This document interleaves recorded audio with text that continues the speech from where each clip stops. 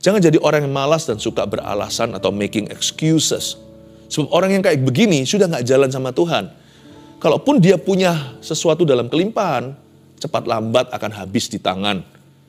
Sebab tangan rajinlah yang diberkati Tuhan, bukan tangan yang malas. Kalau Anda belum subscribe di channel ini, segera supaya Anda bisa mengikuti terus rema-rema dari Roh Kudus ya. Tuhan itu sungguh ingin memberikan sesuatu kepada kita. Tanpa kita harus meminta-minta, apalagi serakah. Hati Tuhan itu hati yang berkorban. Udahlah, gak usah pikirkan keberhasilan. Itu urusan Tuhan. Bagian kita itu hanyalah berjaga-jaga. Jaga hati dengan segala waspada. Coba kita lihat, apakah ada murmurnya mulai lepas. 3 hal ini jangan kendor kalau kita mau berhasil. Mari kita baca bersama-sama sekarang di Kitab Ibrani pasal 12. Judul tadi ya, saya tadi sudah sebutkan. 3 hal ini jangan kendor kalau mau berhasil. Saya baca dulu ayat 12 sampai ayat 17.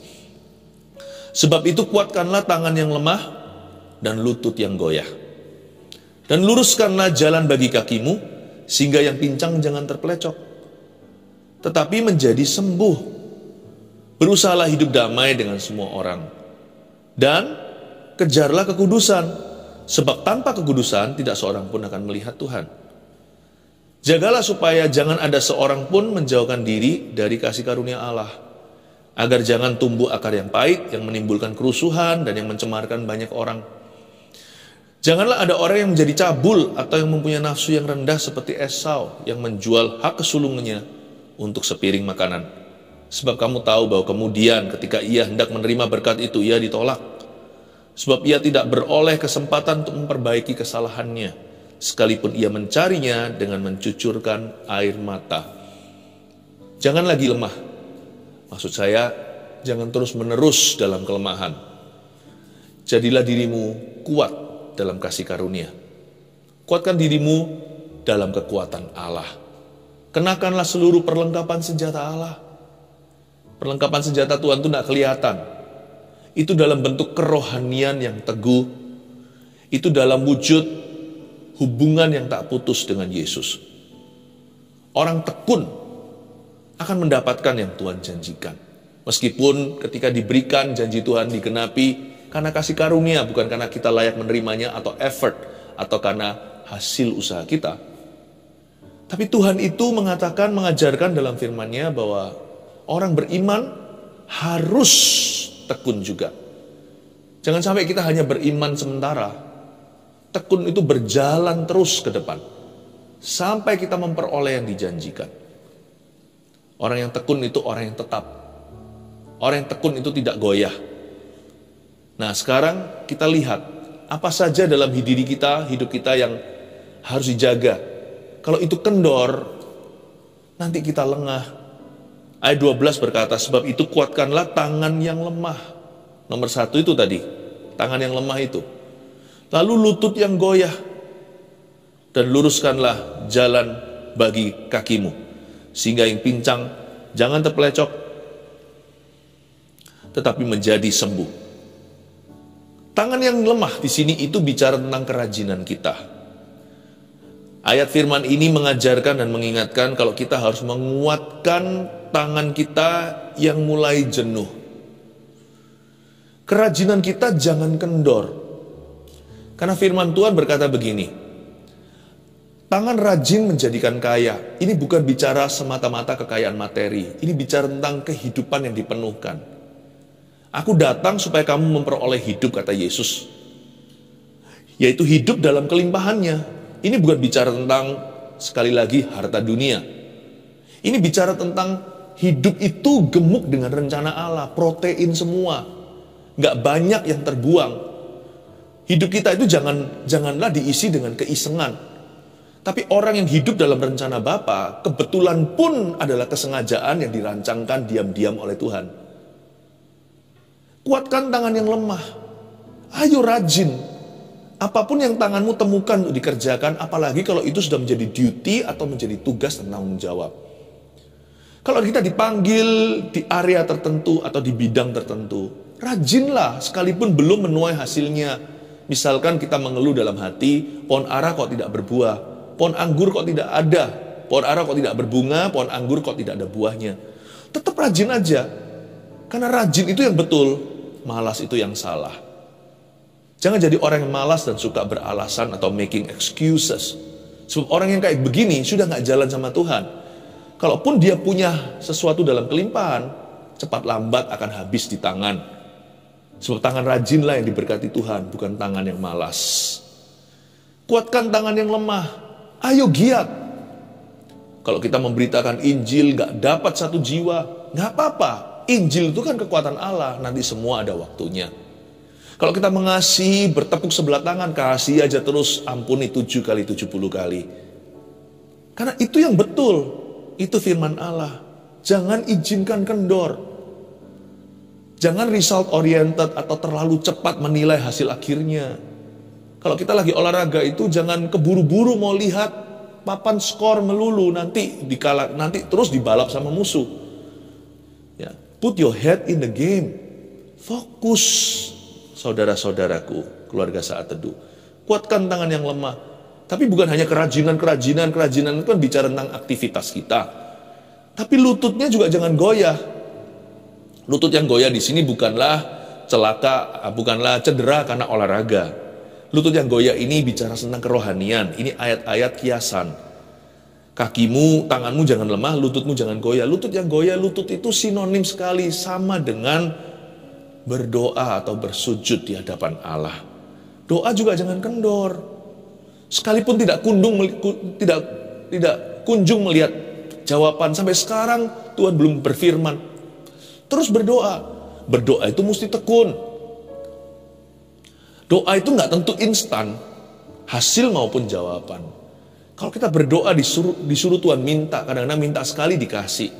Kadang-kadang kalau minta pun belum dikasih, kita harus berani jalan di mil kedua dengan Tuhan, bukan hanya sampai memintanya, tapi mencarinya bersama dengan Tuhan. Carilah kau akan mendapat. Kalau cari juga belum dapat, kadang-kadang kita perlu usaha lebih lagi, selangkah dua langkah lebih lagi, yaitu mengetuk pintu. Menggedor pintu itu nggak sekali dan bukan sekali-kali. Kalau kita tahu di dalamnya ada orang dan ada janji Tuhan menunggu, gedorlah pintu, ketuklah sampai dibukakan. Sebab barang siapa mengetuk pintu, pintu akan dibukakan baginya. Lutut itu jangan goyah. Doa itu jangan sebentar saja. Doa itu nggak jodoh sama yang namanya sementara. Doa itu harus tidak jenuh-jenuh, tidak putus-putus. Unceasingly dalam bahasa Inggrisnya. Berdoalah tanpa putus. Jangan sampai kakimu itu, lututmu goyah, dan luruskanlah jalan bagi kakimu, sehingga yang pincang jangan terpelecok, tetapi menjadi sembuh. Wah, bagus sekali ini. Jalannya disuruh luruskan bagi kaki. Ya, jangan sampai kakinya salah jalan ke kiri kanan. Banyak orang kalau tidak melihat mujizat dan berkat, lalu dia biasanya gampang sekali untuk habis nafas. Nafas kita, nafas orang Kristen, anak Tuhan, itu doa dan firman, bukan mujizat dan berkat. Sekalipun jalan kita belum melihat titik terang, tetap harus jalan lurus, jangan ke kiri kanan. Mendingan saya di jalan setapak kaki itu, setapak langkah, jalan yang sempit sekali di gang tapi terang, daripada saya eksplorasi masuk ke kanan kiri, lalu di sana ada serigala bersembunyi. Kelihatan gelap, nggak ada apa-apa, tapi binatang buas semua. Jalan yang betul adalah yang dituntun oleh pelita. Firman adalah pelita bagi kaki, terang bagi jalan. Mendingan jalanku sempit, mendingan jalanku susah. Tapi kalau saya jalan sama Yesus dalam suka dan duka, jalanku pelan, lamban, namun pasti. Saya tahu jelas ini menuju ke tujuan yang Tuhan inginkan. Bukan kehendakku yang jadi, tapi kehendakmu. Kalau kehendakmu kadang-kadang sulit diikuti, lebih baik aku mengikuti kehendakmu daripada kehendakku sendiri. Kehendak saya sendiri serasa longgar, tapi saya nggak tahu ujungnya apa. Tapi kalau kehendak Yesus itu selalu baik. Ku tahu rencanamu indah bagiku. Rencanamu dan rancanganmu lebih tinggi dan jalanmu lebih tinggi dari jalan-jalanku. Setinggi langit dari bumi, setinggi itu rencana Tuhan atas hidup saya. Jaga kekudusan. Jangan kompromi ketika kita itu terpepet. Ketika kita terhimpit, jangan pakai alasan terpaksa Aku terpaksa kompromi ya Tuhan, karena teman-teman memaksaku, atau karena tekanan rekan-rekan. Semua orang gitu, masa aku gini sendiri? Luruskan jalan bagi kakimu. Jangan terplecok. Jangan sampai nanti ketika Tuhan menjawab doa kita, kita lagi nggak layak terima. Kita merasa diri berdosa, kita jatuh dalam kesalahan. Loh, Tuhan tinggal kasih kadonya, kita sakit saat seharusnya kita tinggal menerima. Jangan sampai nanti kondisinya seperti itu. Waktu Tuhan membawa kita ke tanah Kanaan sudah dibuka, kita harus dibinasakan karena dosa kita. Hati-hati ya, jangan salah jalan tahun ini. Jangan buat kendor. Artinya ayat ini, kalau tangan kita yang lemah kita jaga, lutut yang goyah kita jaga tidak kendor, kaki kita juga dijaga jalannya, yang terplecok pun dapat menjadi sembuh. Luar biasa ya. Artinya orang yang terkilir itu tidak perlu terapi, orang yang kesleo nggak perlu diobati. Dari terplecok langsung menjadi sembuh. Kata menjadi sembuh itu miraculous. Dari orang yang terplecok, kesleo, terkilir, langsung sembuh. Kata jadi sembuh itu langsung sembuh instan. Untuk Tuhan memutarbalikkan keadaan kita itu semudah membalikkan telapak tangan. Ini saya bayangkan, jika roh hari ini kehidupan doa Anda amburadul. Misalnya, kerajinan Anda sudah kendor, sekarang jadi orang yang putus asa, jadi orang yang tidak termotivasi, sebagai orang yang sudah kecewa. Lalu Anda dengar firman di saat teduh bersama. Dan firman ini mengajarkan Anda, ayo bangun kembali mesbahmu yang runtuh. Belum lagi kakinya salah jalan. Mungkin sudah ada dosa-dosa, Anda sudah jatuh. Tapi kalau Anda bertobat hari ini, misalkan sekarang di saat teduh ketika Anda mendengar suara Tuhan, Anda tidak mengeraskan hati dan membuka diri, Tuhan nggak perlu pakai proses. Seketika ini juga, Tuhan bisa memutarbalikkan keadaan Anda. Mungkin situasi belum berubah instan, tapi hatimu berbalik 100%. Tuhan bisa memutarbalikkan 180 derajat. Dari orang yang murtad, tiba-tiba langsung dipakai Tuhan. Detik ini juga. Hidupmu akan langsung jadi kesaksian buat orang lain. Ini yang saya sebut from a backslidden stage to being used by God instantly. Dari orang yang salah jalan, orang yang jatuh, mesbah runtuh, kerajinannya kendor, udah give up, tiba-tiba dengar firman Tuhan langsung berkata, aku jawab ya. Tuhan bisa putar balikkan hatinya dari orang yang menjadi korban kehidupan berubah menjadi kesaksian. Lihat ya, Tuhan bisa sekarang melakukan satu mujizat. He will change you from the inside. Dia akan mengubahmu dari dalam dirimu. Ayat yang berikutnya berkata seperti ini. Berusahalah hidup damai dengan semua orang. Bicara tentang hal-hal yang jangan kendor dalam hidup ini, sekarang masuk ke aplikasi-aplikasinya. Orang yang hidup damai dengan semua orang, orang itu gak akan kendor menjaga hatinya. Jangan izinkan hatimu kesel sama orang, atau jangan biarkan hati kita itu kecewa lama-lama, atau jangan sampai hati kita itu menyimpan kesalahan sesama. Berusahalah hidup damai dengan semua orang, itu gak tergantung reaksi orang lain. Tahukah Anda, ada kata berusaha di sana itu dari sisi atau pihak kita. Tidak memperdulikan orang lain kelakuannya sama kita berubah atau tidak, apakah orang itu minta maaf dulu. Tidak ada hubungannya. Berusahalah hidup damai dengan semua orang itu berarti Tuhan berurusan dengan kita secara pribadi. Orang lain bisa benar, orang lain bisa salah, itu urusan mereka. Urusanmu dan urusanku sama Yesus secara langsung. Jangan sampai kendor hatinya. Jaga kemanisan jiwa, jangan masuk dalam kepahitan.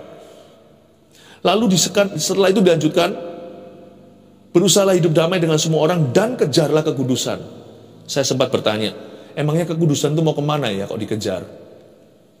Ayat ini bukan disampaikan kepada orang yang sudah jatuh dalam dosa, termasuk orang yang sedang menjaga kekudusan harus terus menjaga kekudusan. Mau tahu kenapa? Karena kita manusia ini tinggal dalam tubuh Adam dan Hawa. Kecenderungan kita itu adalah untuk jatuh. Sangat gampang kita ini jatuh dalam dosa. Ayo coba, mana lebih mudah, ikut arus atau lawan arus? Menentang dosa, berkata tidak pada dunia dan godaan setan, atau kompromi dan ikut kemauan kita? Mana lebih mudah berkata, Tuhan biarkan kehendakmu jadi, atau Tuhan bukan kehendakku tapi kehendakmu yang jadi? Mana lebih gampang? Kejarlah kekudusan itu, jangan pernah lengah. Jangan mentang-mentang sekarang kita sedang tidak salah, lalu kita mulai malas berdoa.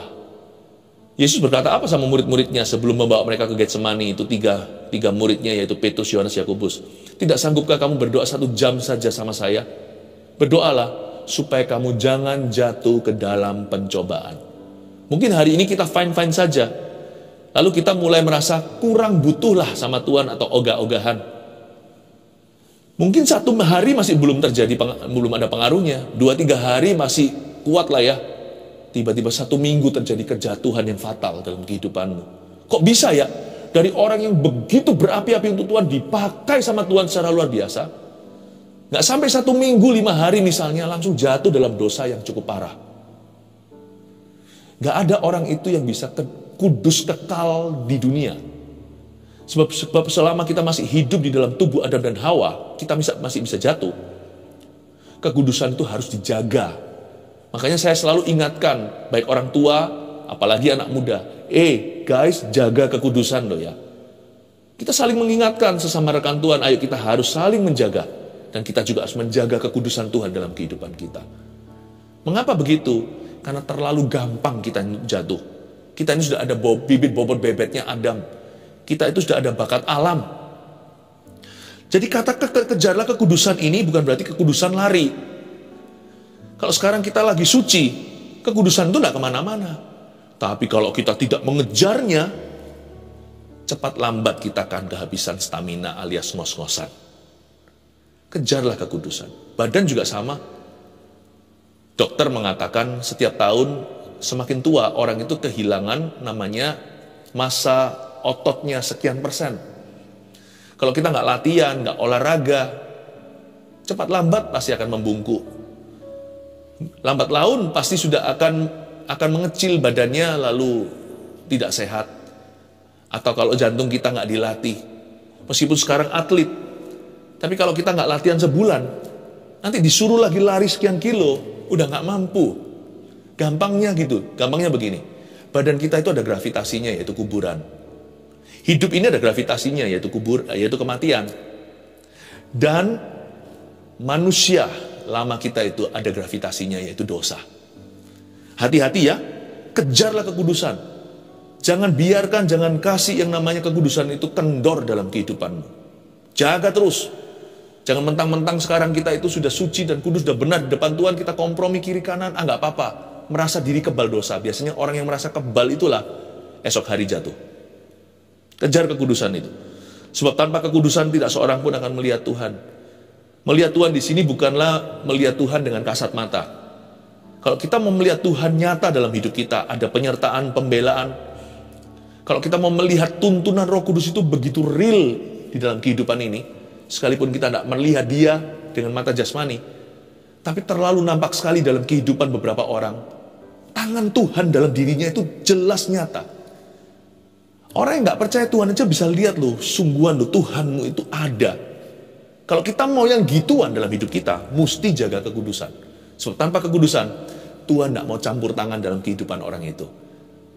Orang yang tidak menjaga kekudusan Allah dalam hidupnya, alias kompromi sembarangan dengan dosa, atau tidak takut akan Allah, orang yang demikian Tuhan tidak mau beracara. Tanpa kekudusan gak akan kita melihat Tuhan, tapi dengan kekudusan yang kita kejar-kejar tadi itu, kita akan melihat Tuhan. Menjaga kekudusan itu rewarding. Upahnya besar, bukan hanya di sorga. Upahnya bahkan besar di dunia. Karena kita akan melihat Allah dalam kehidupan kita. Jaga kekudusan dalam pacaran.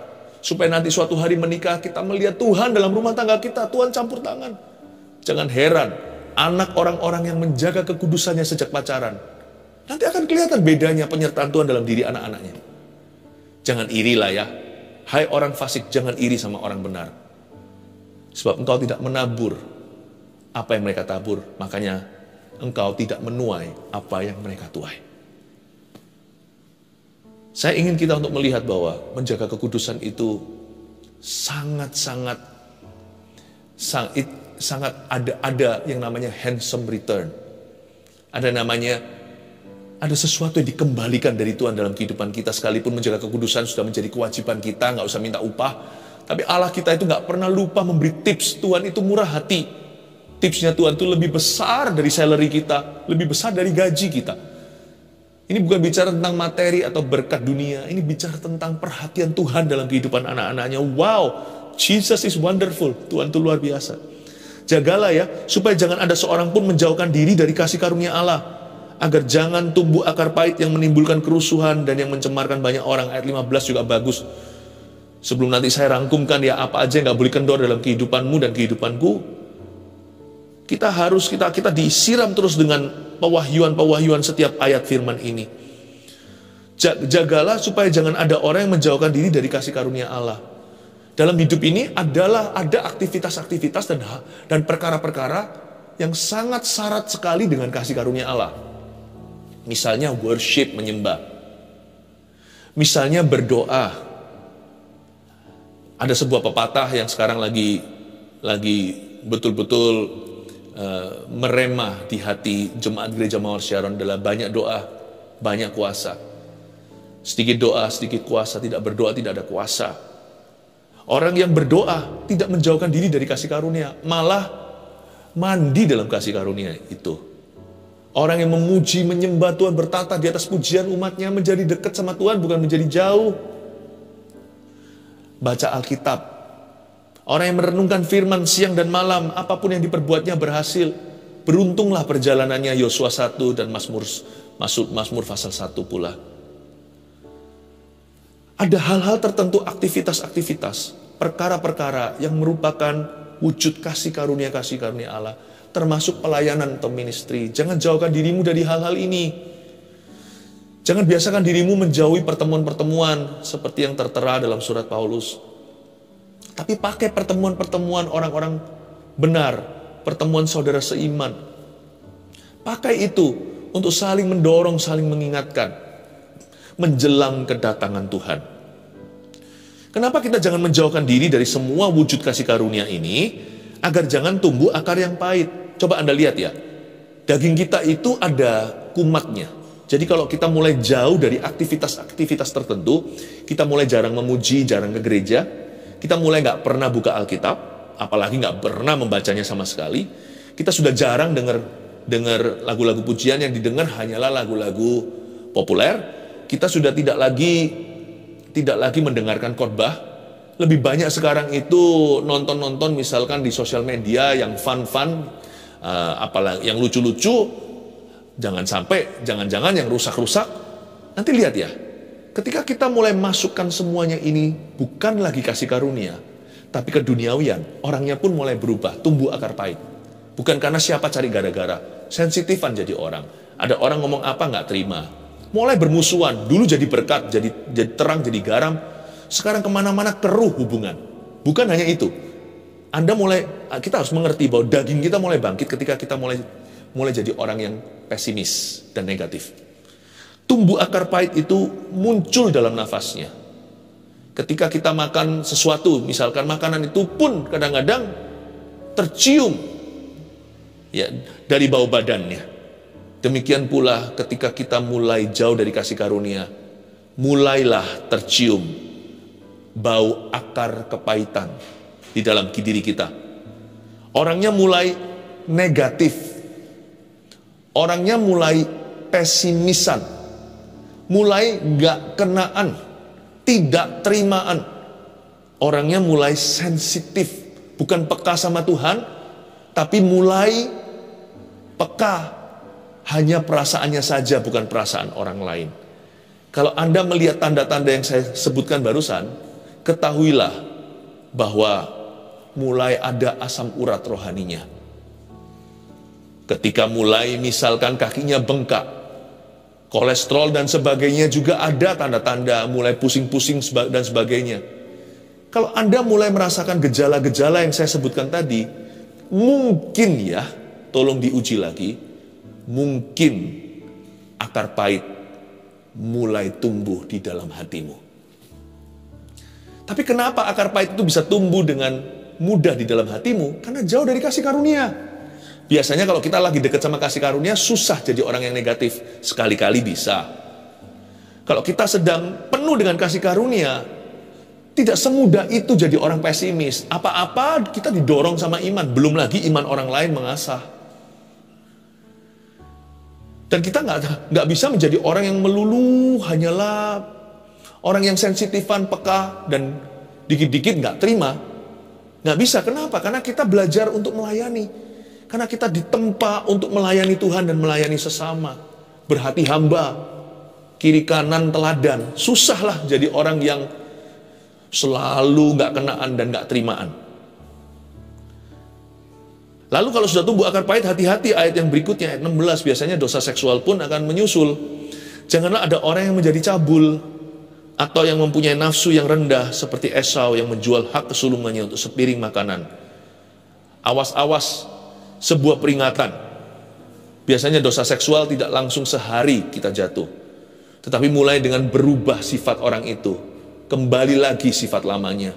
Pelan-pelan biasanya akan ke basic insting atau kepada naluri hewan. Tapi sebenarnya di sini dikatakan jangan punya nafsu yang rendah seperti Esau. Kata nafsu yang rendah di situ dalam bahasa Yunaninya lebih punya arti semacam jangan jadi duniawi kayak Esau. Jangan jadi sekuler pikirannya. Perlahan-lahan secara progresif menjadi ateis. Itu maksudnya. Anda lihat ya, orang kalau kendor, kelihatannya kendor.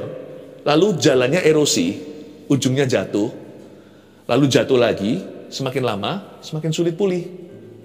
Semua dimulai hanyalah kompromi kecil, yaitu kekendoran yang tidak kita perhatikan, atau sesuatu yang terlalu kecil sehingga kita abaikan.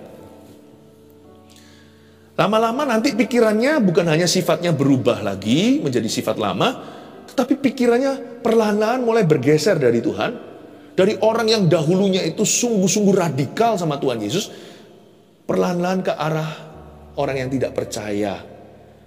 Bukan hanya orang yang tidak percaya, tetapi menjadi orang yang duniawi, sekuler. Menilai segala sesuatu dari sudut pandang dunia. Begini, begitu. Kok bisa ya orang rohani bisa jatuh sedalam itu? Dulu dia rohani loh. Pernah nggak Anda punya teman jangan-jangan bukan orang lain, jangan-jangan diri sendiri yang saya maksudkan. Dulu tuh pelayanan, wah menggebu-gebu untuk Tuhan. Sekarang duniawi sekali. Sangat tidak percaya. Bukan hanya pesimis, bukan hanya negatif, bukan hanya orang yang sensitif, tetapi dia sekuler sekali pikirannya. Jangan-jangan ujungnya nanti menyangkal Yesus. Jangan-jangan ujungnya menyangkal bahwa Yesus adalah Tuhan. Yesus bukan Tuhan Jangan-jangan ujungnya yang diragukan adalah Tuhan. Hati-hati ya. Kekendoran itu jauh lebih serius daripada yang kita kira. Tahun ini, jangan mau dibawa perlahan-lahan masuk ke erosi rohani. Justru kalau Anda dan saya ada di depan, maju tak gentar. Kalau kita sudah memimpin di nomor 1 dalam perlombaan, justru tancap gas. Jangan berkata, santai Hati-hati, mogok mesinnya. Mendingan saya sudah lewat dulu garis finish, baru mogok di situ. Daripada saya meremehkan musuh, lalu tiba-tiba ada sesuatu, saya dibalap mereka, yang terdahulu menjadi terkemudian. 3 hal ini, catatlah rangkuman kita 3 hal. Jangan kendor kalau mau berhasil. 1, kerajinan kita jangan kendor, sebab Tuhan akan memberkatinya. Ingat, Tuhan memberkati kerajinan, Tuhan tidak memberkati kemalasan. 2, yang jangan kendor apa? Doa kita jangan kendor. Atau kehidupan doa kita ya jangan kendor.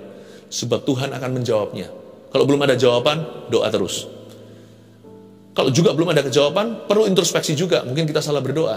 Mungkin yang kita doakan itu menentang firman Allah. Tapi kalau enggak, semua fine-fine saja, semua dalam perikopnya, semua sudah berada dalam konteks yang tepat. Ya udah tinggal tunggu waktu aja, semua indah pada waktunya. Tetaplah tekun dalam doa. Amin. 3, kekudusan kita jangan kendor, karena Tuhan akan mengurapinya. Katakan pada dirimu sendiri, aku akan melihat Tuhan dalam pernikahan. Jikalau yang kau taburkan, jikalau benih kekudusan yang kau taburkan adalah dalam hubungan, percayalah nanti dalam hubunganlah Tuhan akan mengurapimu. Dalam pernikahanlah Tuhan mengurapi anak-anakmu. Kalau kita jaga kekudusan dalam pekerjaan, percayalah akan ada pembelaan Tuhan. Ujung daripada menjaga kekudusan itu apa? Tuhan mau memakai hidupku. Tuhan akan memakai saya. Ayo kita GR dulu. Ayo kita percaya pada perkataan ini. Tuhan mau memakai kami. Ayo Tuhan mau memakai kita. Jaga kekudusan ya. 3 hal ini pegang erat teguh. Wis, pokoknya yang namanya 3 hal ini jangan kasih kendor gitu aja. 1, kerajinan kita jangan kendor sebab Tuhan akan memberkatinya. 2, doa kita jangan kendor sebab Tuhan akan menjawabnya. 3, kekudusan kita jangan kendor sebab Tuhan akan mengurapinya. God bless you. 1 Petrus 4 ayat 7. Kesudahan segala sesuatu sudah dekat. Karena itu, kuasailah dirimu dan jadilah tenang, supaya kamu dapat berdoa. Saudara yang terkasih, terima kasih telah mendengarkan firman Tuhan hari ini. Jangan lupa untuk dukung terus channel ini dengan cara subscribe, like, share, dan juga komen, agar saudara kita yang lain juga boleh terberkati. Tuhan Yesus memberkati kita.